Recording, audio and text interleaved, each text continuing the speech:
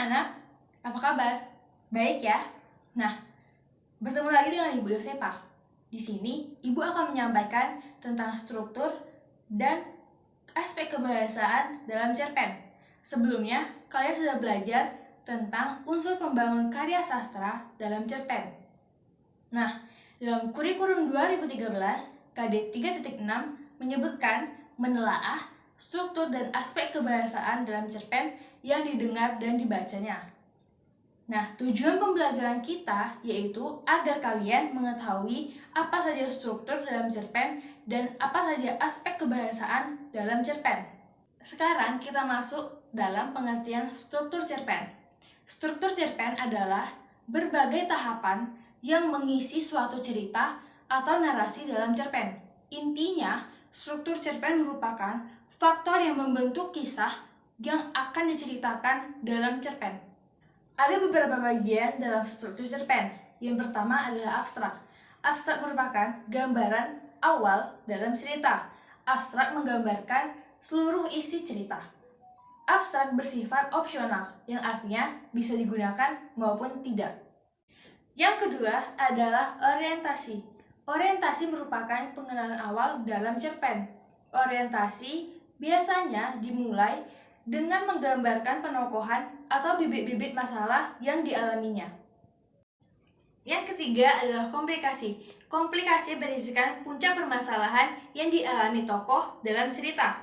Pada bagian ini merupakan bagian yang paling menegangkan, yang membuat rasa penasaran pada pembacanya tentang bagaimana cara tokoh dalam menyelesaikan permasalahan yang dihadapi. Lalu timbullah konsekuensi atau akibat-akibat yang meredakan masalah sebelumnya. Selanjutnya adalah evaluasi. Evaluasi dalam cerpen merupakan bagian yang menceritakan klimaks permasalahan dalam cerita.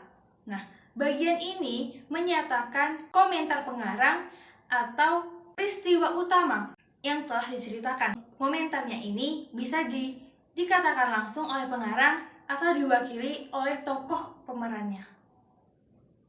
Yang kelima adalah resolusi.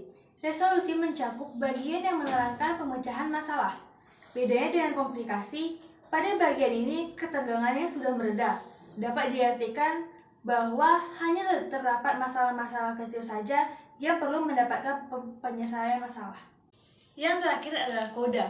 Koda berisikan pesan, amanat, atau pembelajaran. Nah, bagian ini diisi dengan kesimpulan tentang hal-hal yang dilakukan oleh tokoh utama.